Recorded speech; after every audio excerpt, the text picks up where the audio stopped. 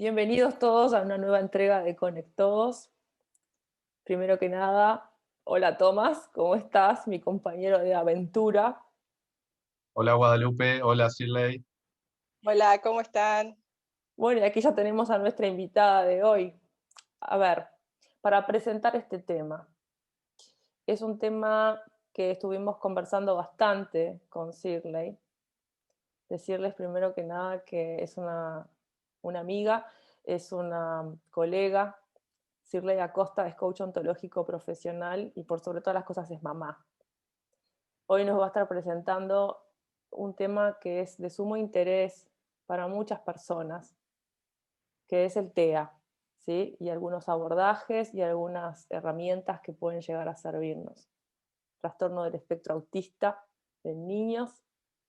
Eh, y algo que nos pareció extremadamente interesante de lo que nos contó, que es un camino alternativo, ¿sí? Así que, sin más nada que decir, le doy el espacio a mi colega Shirley.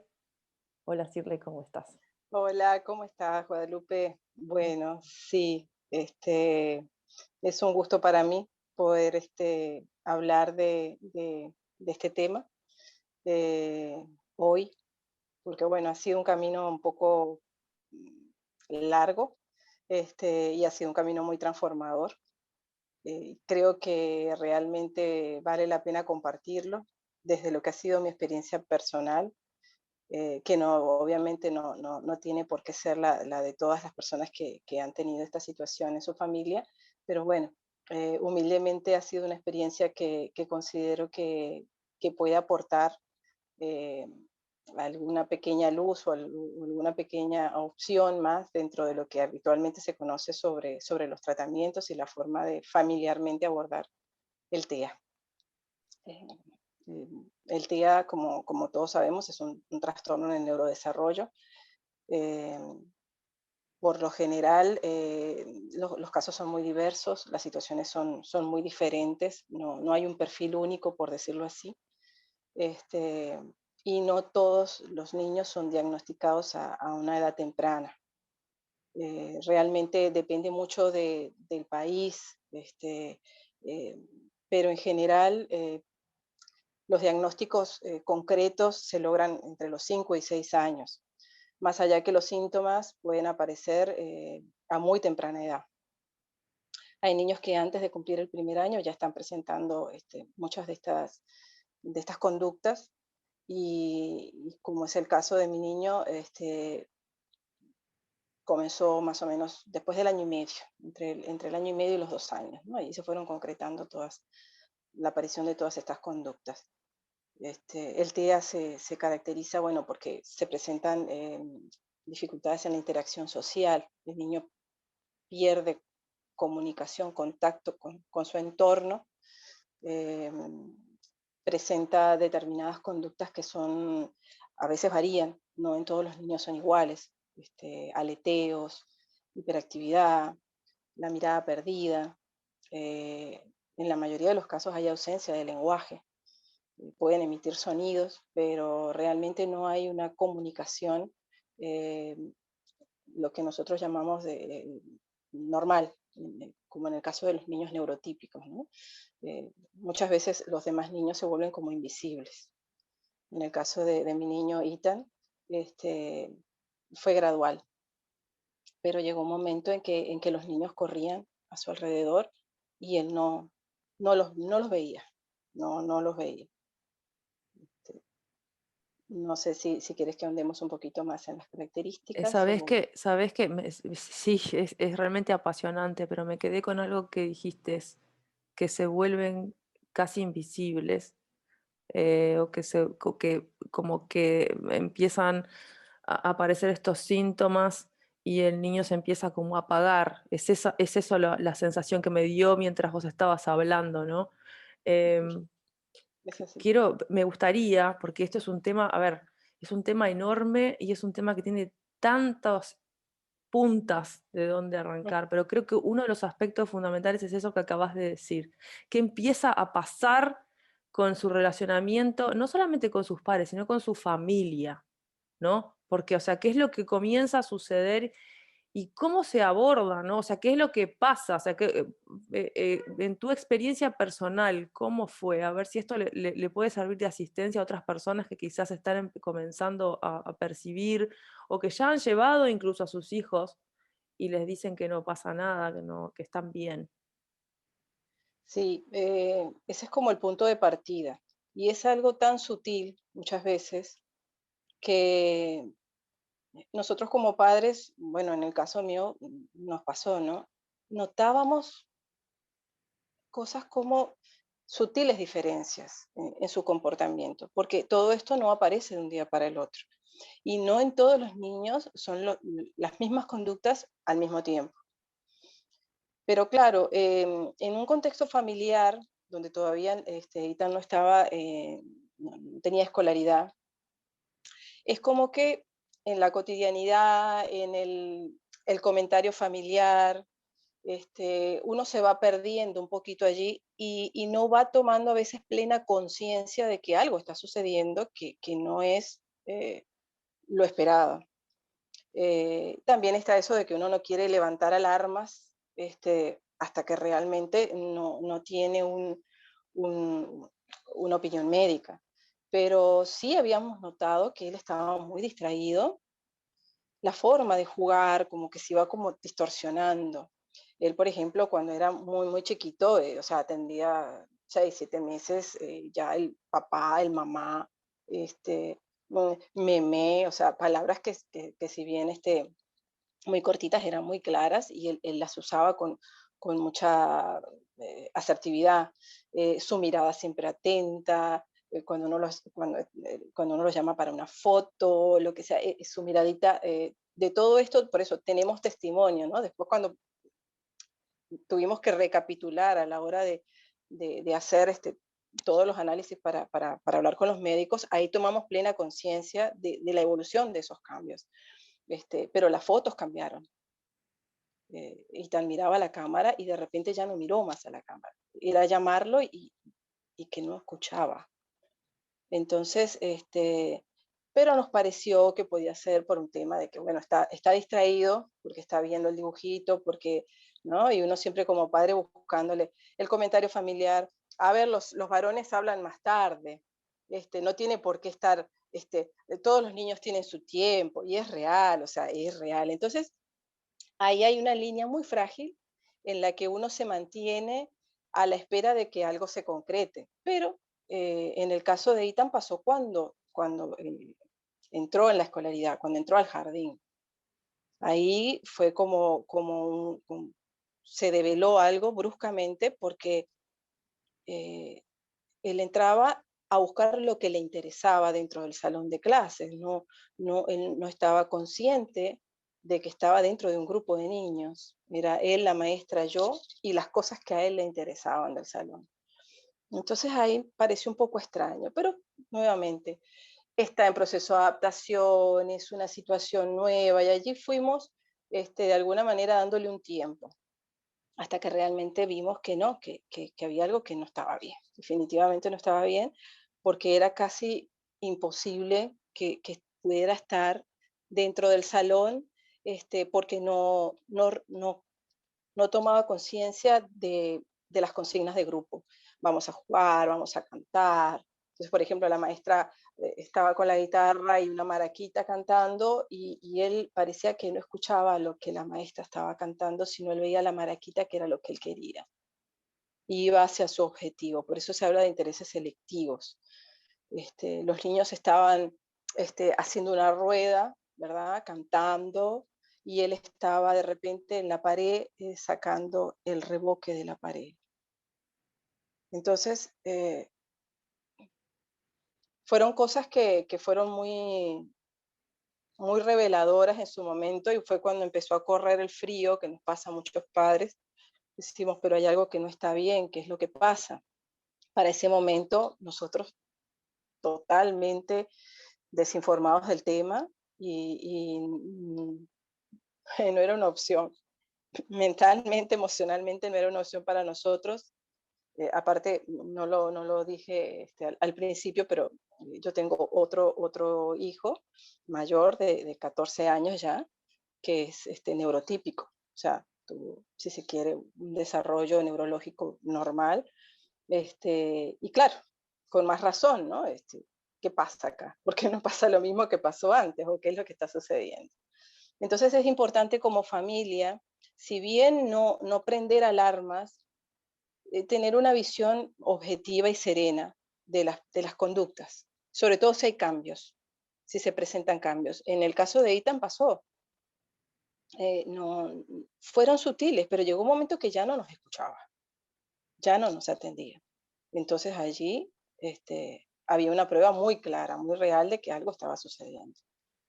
Esto me lleva a la importancia de ser padres presentes, y ser padres presentes significa estar presentes en absolutamente todas las cosas, ¿no?, que le suceden a nuestros hijos, incluso a estos pequeños, a veces, gestos o conductas que quizás alguien los puede pasar por alto Exacto. y Sí, que sí, pueden sí. ayudar justamente a tener un diagnóstico más temprano. Exacto. Sí, exactamente. Antes de dejarlo a Tomás con la serie de preguntas siguientes, que yo quería que nos hablaras un poco acerca de cómo fue recibido el diagnóstico y cómo fue el proceso, porque imagino que cada familia debe de tener un proceso que transcurrir en esto. Sí. Fue algo, bueno, realmente fue en el ámbito escolar, ¿verdad? La que de alguna manera nos convocó, fue la psicóloga del jardín. Ahí está Eh, Ethan por ahí, ya lo veo. Está por ahí, sí, sí, Está sí. bien, está perfecto, es su casa, está bien. Sí, sí. Este, bien, nosotros pasamos, o sea, acá las clases comenzaron en marzo. Hay un proceso de lo que se llama adaptación, que más o menos dura un mes y medio, depende a veces de los niños. Y bueno, en el caso de Ethan, las maestras y el equipo docente dio un poquito más de tiempo, pero ya para mayo nos citaron y tuvimos una reunión con la maestra y con la psicóloga de la institución. Fue algo, si se quiere, no inesperado porque sabíamos que algo no estaba bien, pero sí no deja de ser aterrador porque es, a ver, parece que todo eso que yo suponía, algo o de alguna manera alguien más se dio cuenta. Entonces, ¿qué es lo que está pasando? ¿Hasta dónde va a llegar todo esto? ¿No? De toda esa incertidumbre como familia y como padres, se vive desde un lugar muy, muy difícil. Se apuntó primeramente o sea, la psicóloga lo que hizo fue apuntar primeramente a la convivencia familiar para medir allí los niveles de afectividad, de contención, a ver si podía pasar por un tema de, de que estuviera sobreprotegido, de que estuviera sobreatendido y por eso el niño obviamente no respondía de la forma esperada a los estímulos exteriores. Se hicieron algunos cambios como para ensayar, eh, a ver si podía hacer eso. Uno como padre también se siente en ese momento como muy presionado, muy cuestionado, porque dice, capaz que yo hice las cosas mal y entonces puede ser mi culpa. Eso es algo que también hay que aprender a manejar en estas situaciones porque también nos juegan un poco en contra. Pero bueno, los cambios se hicieron y las conductas persistieron. Entonces ya fuimos a una instancia médica a hacer una consulta y bueno, efectivamente la pediatra tratante mandó a hacer un psicodiagnóstico que en el caso de él, como todavía no tenía los 3 años, no es un psicodiagnóstico definitivo. Se habla como un periodo de observación del cual se deducen un perfil, unas características, ¿no? Se realizó de la manera que se acostumbra, con una psicóloga. Fue una observación que se realizó a lo largo de un mes y efectivamente tenemos todos esos resultados, ¿no?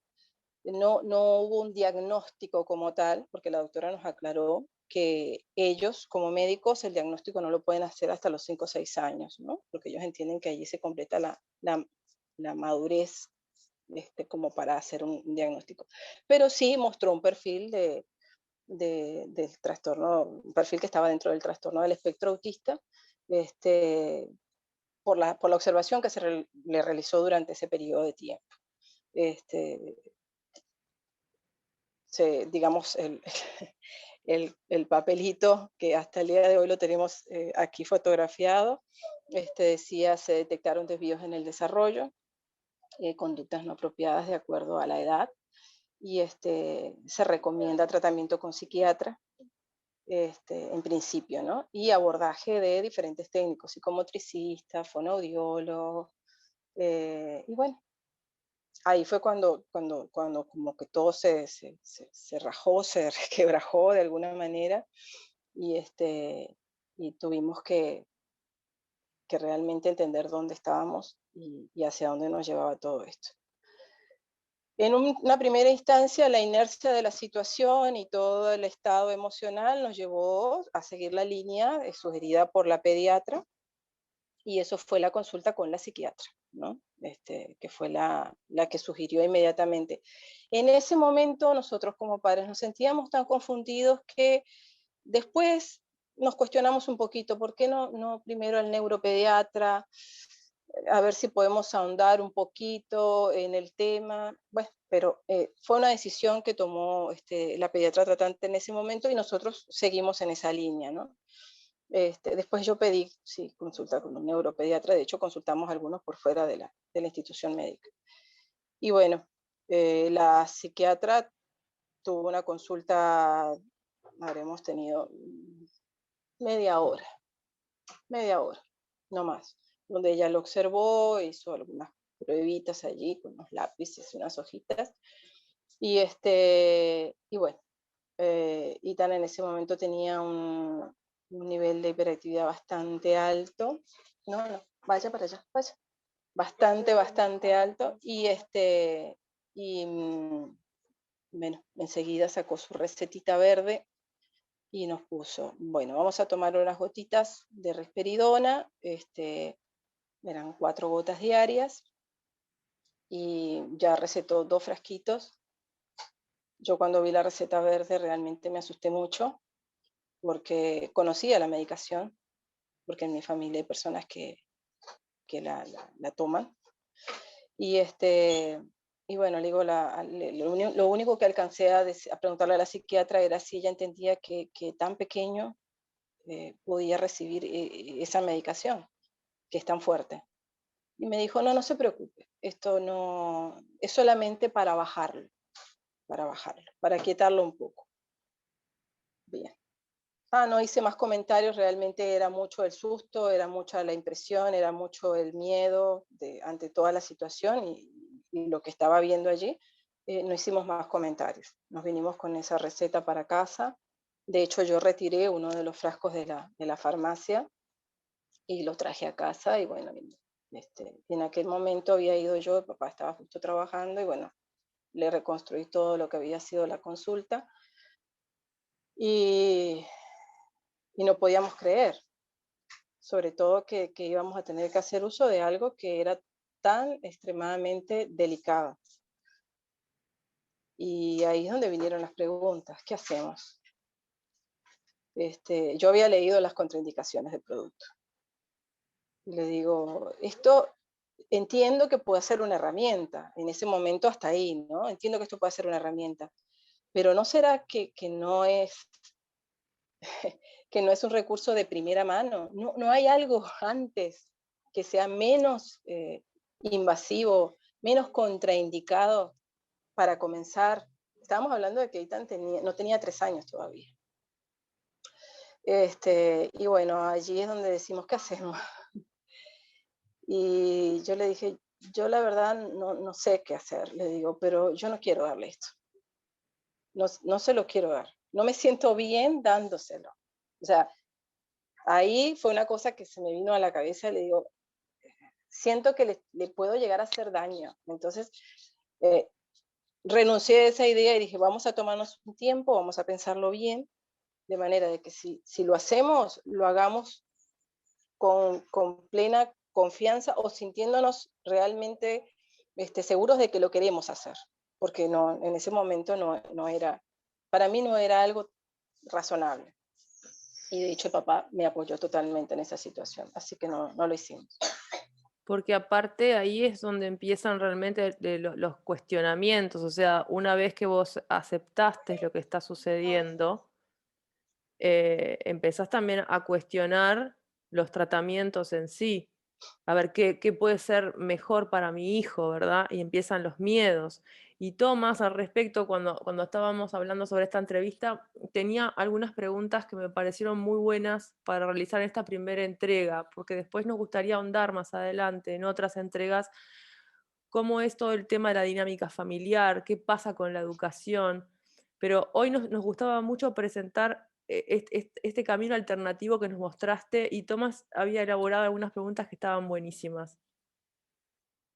Sí, dada tu experiencia, que es increíble, Shirley, y es un placer que nos lo cuentes, porque hay muchas personas que lo están escuchando y seguramente personas que pasan por las dudas, personas que pasan por casos que no saben qué hacer y que a veces toman lo que se les da servido, digamos, un procedimiento tradicional con fármacos, que es, digamos, para aplacar síntomas, digamos.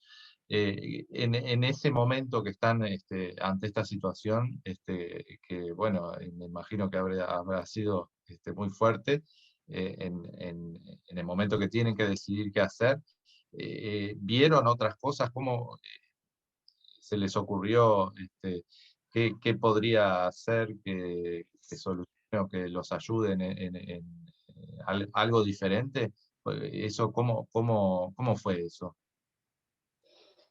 Bien, sí, en ese momento, como les comentaba, ni yo ni el papá habíamos hablado o escuchado o leído o tenido información de lo que era el espectro autista, de hecho el autismo, ¿no? Era como un concepto muy lejano, ¿no?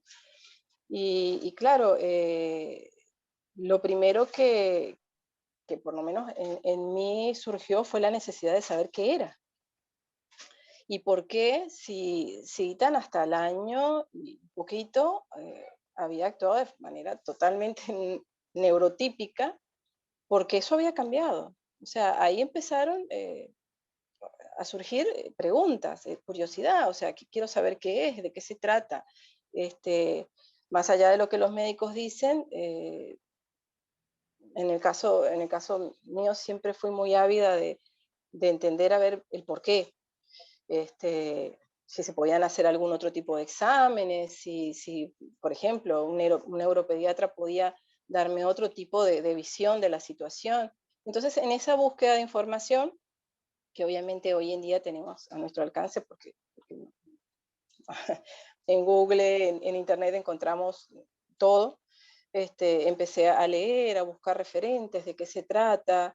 Me acuerdo que pasado unas semanas, en la televisión vi a una mamá que habían entrevistado, que hablaba sobre el autismo, de la recuperación del niño. No entendía, estaba perdida en mucha de esa información, pero en esa búsqueda, justamente, di con información que habla sobre un trastorno relacionado con el intestino. Eh, que justamente la sintomatología de esa situación está contemplada dentro de lo que son las conductas de un TEA. Y bueno, allí en esa búsqueda, sin todavía animarme a seguir la línea de la medicación que nos había dado el médico, di con el material de la doctora Natasha Campbell. Es una doctora rusa tiene un máster en neurodesarrollo y en nutrición. Y bueno, conociendo un poquito lo que había sido esa experiencia, qué era lo que había sucedido, cómo había manejado la situación, todos los estudios que ella había logrado a raíz de que a nivel personal vivió la situación con su hijo. Realmente eso fue transformador, fue enriquecedor. Igualmente, paralelo a esto, decidimos consultar a un neuropediatra de manera particular acá en Montevideo, un doctor muy reconocido que también nos dio su punto de vista. Fue algo muy, muy positivo, pero al mismo tiempo no hubo primero un diagnóstico claro, nos dieron la misma devolución, y por otro lado, en cuanto a la medicación, nos dijeron, queden ustedes. En este caso, este médico fue mucho más flexible. Dice, queden ustedes, no, esto no se va a curar, esto simplemente lo que va a ser más cómodo el abordaje para los técnicos, porque ustedes van a necesitar apoyos de fonoaudiólogo, de psicólogo, de psicopedagogo, pero entendamos que no van a lograr ninguna solución definitiva para esta situación. Hay que esperar que él crezca, hay que ver cómo evoluciona, en fin, todo muy blando, todo muy impreciso. Entonces, como que por ese lado dejamos en el freezer esa opción de la medicación definitivamente, y empezamos a ahondar en lo que eran los tratamientos,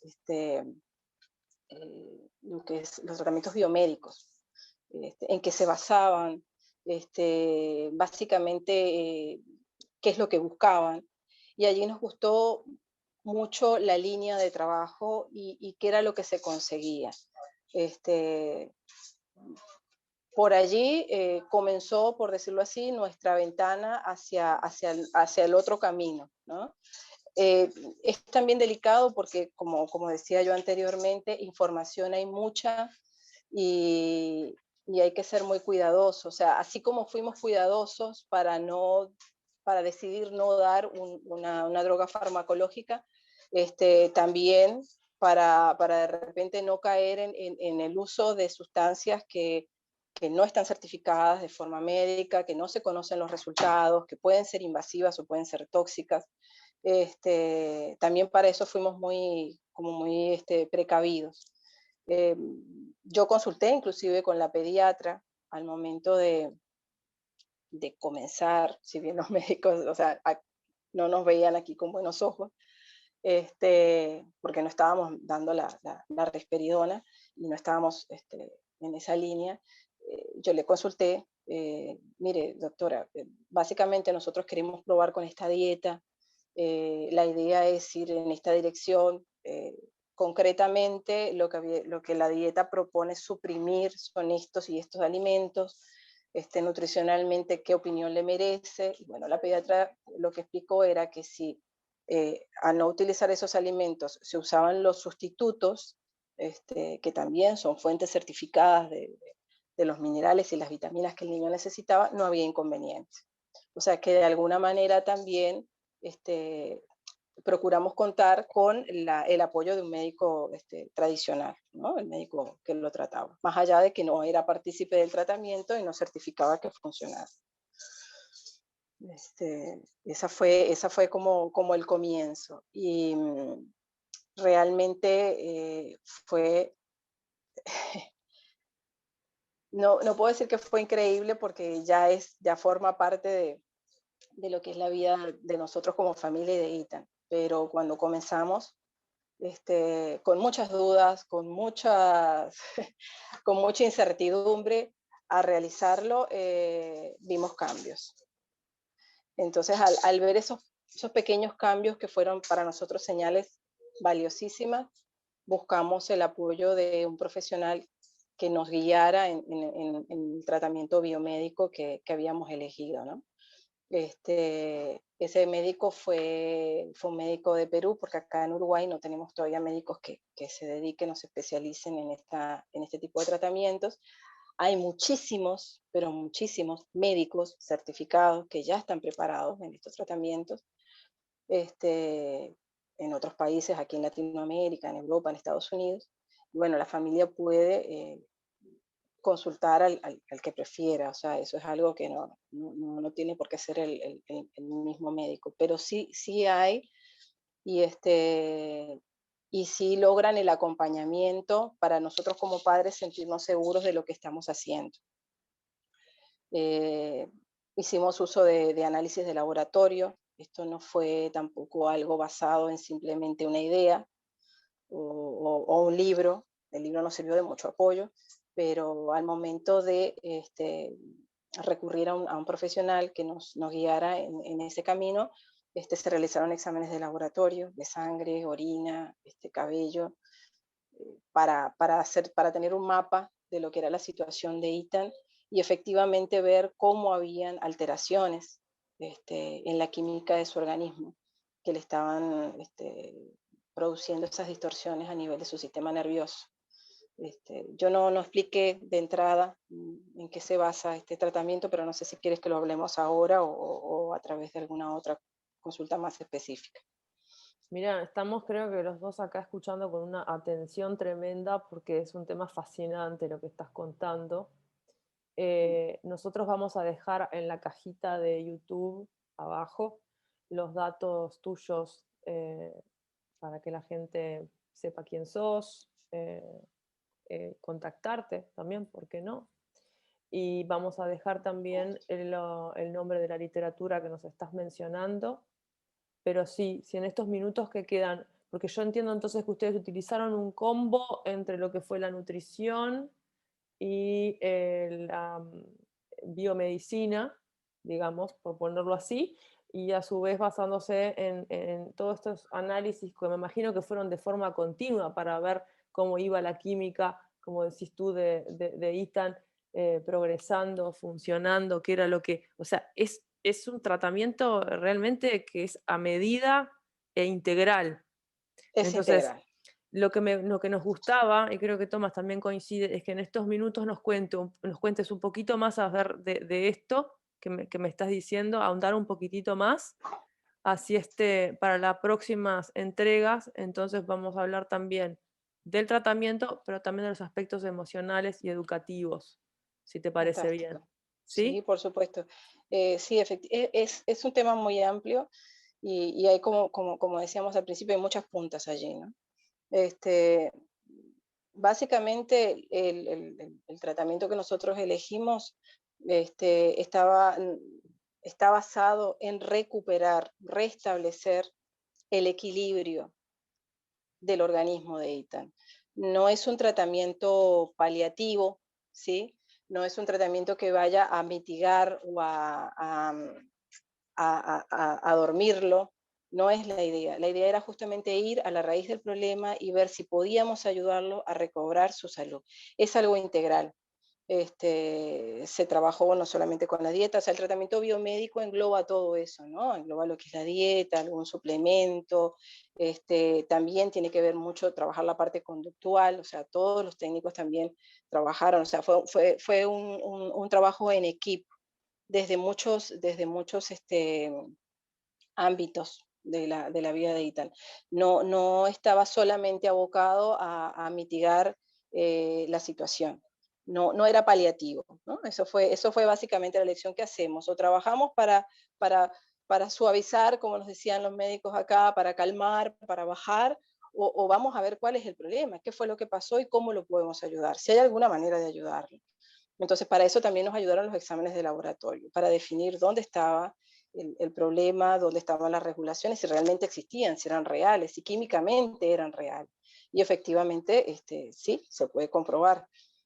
Por eso es algo que no es simplemente una idea o un concepto. Eso es importante que quede claro. O sea, son cosas que tienen una base científica, que están estudiadas, y muchas todavía están en estudio inclusive, y se pueden hacer de forma controlada, acompañado siempre de un equipo de profesionales que conozca del tema. No a la ligera, ni de manera arbitraria, ni subjetivamente, sino se pueden hacer de manera muy controlada y muy guiada. Ahí podemos, o sea, dentro de lo que es un tratamiento biomédico tenemos fitomedicina, que también es algo que tiene muchísimo peso dentro de lo que se utiliza dentro de estos tratamientos, y sobre todo lograr un equilibrio en lo que es la alimentación, y los hábitos y la conducta del niño en función de esos cambios que él va sufriendo, ¿no? Porque así como Ethan se fue perdiendo, después lo fuimos recobrando, poco a poco lo fuimos teniendo de vuelta. Hoy Ethan es un lorito, hoy Ethan es un niño que participa, que asiste al colegio, que tiene amigos, es un niño que salió del TEA, salió, ya no calza dentro de ese diagnóstico. En un momento había quedado con algunos sesgos como de TDAH por la hiperactividad y la atención selectiva, pero como es algo que no es permanente, sino que puede aparecer un poquito en algunos casos, y él lo logra muchas veces regular, tampoco está entrando dentro de un diagnóstico de ese tipo. Entonces, con propiedad podemos decir que sí hay mucho para hacer. Definitivamente hay muchísimo para hacer, y son muchas las áreas como familia y como personas que tenemos que trabajar, o que esta situación nos puede ayudar a trabajar en fin de lograr el objetivo, ¿no? Realmente me emociona escucharte porque es increíble lo que los padres y las madres, cuando realmente se informan e investigan, aman a sus hijos, pueden lograr para con sus hijos. Porque mi pregunta iba a ser lo que ya contestaste: ¿cómo está Ethan hoy? Y eso es lo más importante. Sí, sí, sí, sin duda. Y ya lo veo que anda por ahí fantásticamente. Sí, sí, él siempre quiere participar, pero yo creo que ese es el gran motor, la gran inspiración. Por eso los médicos que están trabajando en estas áreas se apoyan mucho en los padres, porque somos los que tenemos la motivación más elevada para lograr dar esos pasos. Y al mismo tiempo para poder ayudar a otros padres que también se encuentren en una situación similar, porque no es sencillo, no para todas las familias es sencillo lidiar con eso. Entonces, si el testimonio y la experiencia que cada uno puede aportar suma, sin duda que hay que ponerla. Yo la pongo a disposición de cualquier familia, de cualquier persona que me quiera contactar humildemente desde mi experiencia para ayudar. Excelente, excelente, la verdad que un placer. Le voy a dejar el cierre a Tomás. Yo estoy muy emocionada, de verdad. Así que le voy a dejar a mi compañero que cierre. Y nada, te esperamos la próxima. Tomás. Excelente, con muchísimo gusto. Gracias, Shirley. Nos has transmitido un mensaje muy importante a nosotros y bueno, a la audiencia que te está escuchando.